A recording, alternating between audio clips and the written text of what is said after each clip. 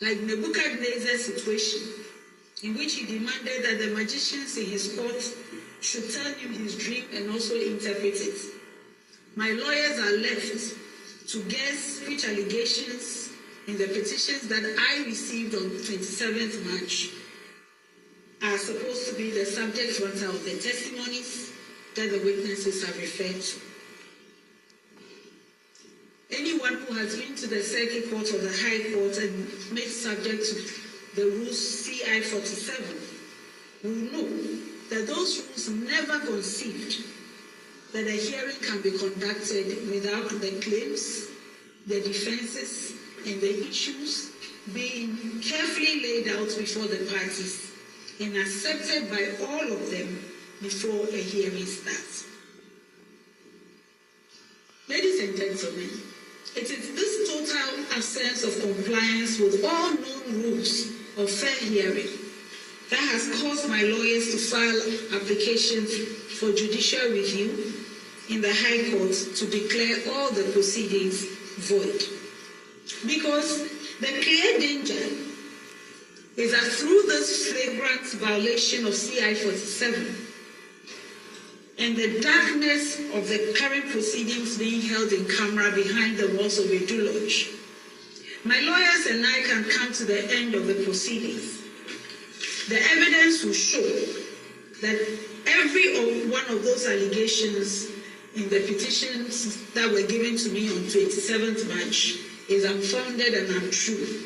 And yet, the committee can dig up some allegation from whatever documents they claim to be having from the president, which they have not shown to me, and purport to enter a recommendation for my removal on that basis.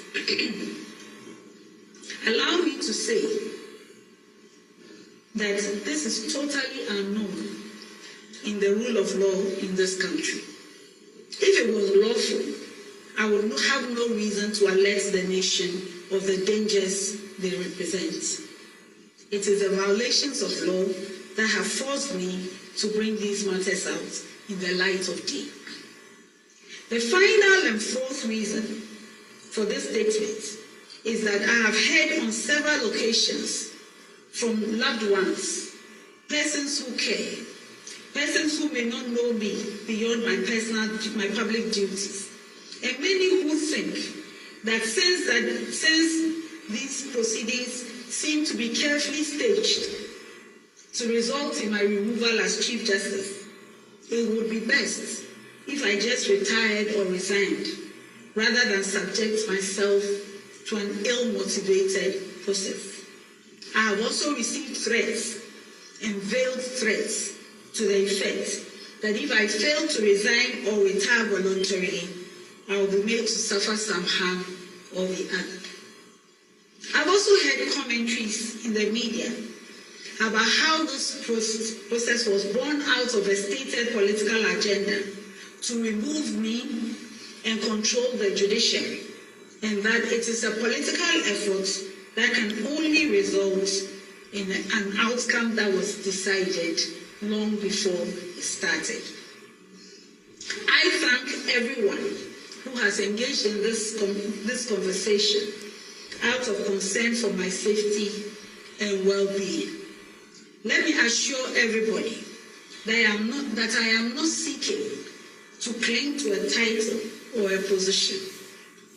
However, as a lawyer of 38 years standing, a judge of 21 years standing, and Chief Justice who has served the rule of law all my working life, in fact since I was 25, it is my onerous duty and obligation to speak up concerning anything that is extremely wrong with the administration of justice in this country.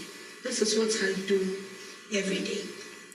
The situation I have been confronted with has shown me a model of injustice that I would never have thought possible if I had not been exposed to it.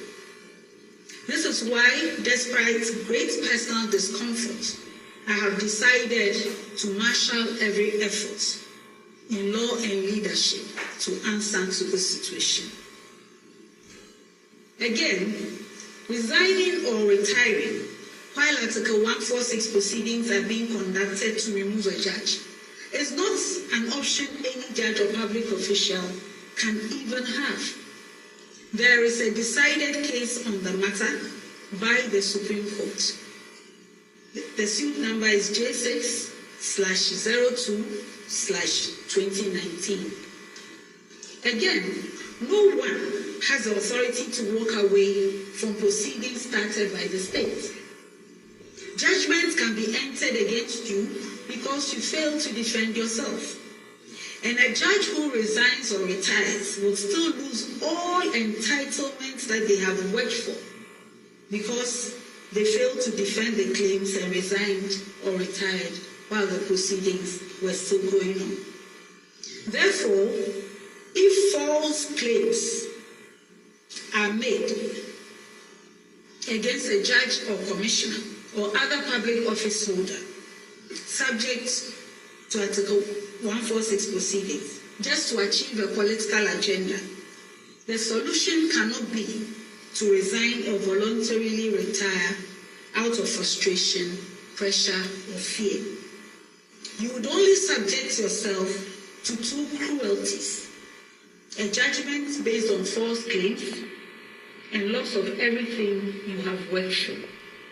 It may well be that the efforts being made are intended to frustrate me so that I resign, so that the architects of the scheme can go back into the media and say that the wild and unfounded allegations were not defended because they were true and I had no defense to them. As Chief Justice of the nation, who has been given the privilege and obligation to lead administration of justice, I should not turn tail and run when I know the implications of not defending false and unwarranted charges. If I resign under these circumstances, I will be saying that this flawed, unknown, and opaque process is acceptable. It is not. Finally, let me respectfully say that the current bizarre proceedings that have brought your attention present a twist to our nation's democratic journey that we all ignore at our own cost. My humble view is that Ghana has come too far in the 33 years of the Fourth Republic not to be concerned about the unconstitutionalities that have been designed not to affect just me personally as Chief Justice, but all judges and public officers subject to removal processes of Article 146, if this one is successfully carried out without being questioned. Behind me is every judge in the country. Behind me is every commissioner or head of an independent constitutional body in the country. If this is successful, it will be tried on anyone. I am not countering these processes for myself, but on account of the leadership burden that I carry. If the nation is willing to accept these developments in its democratic journey, it must be understood that I sounded the warning and the nation took the decision to be passive about it. I cannot share the burden of those involved in designing and implementing this enterprise of pretending to use Article 146 proceedings to remove a Chief Justice through unknown and unlawful means.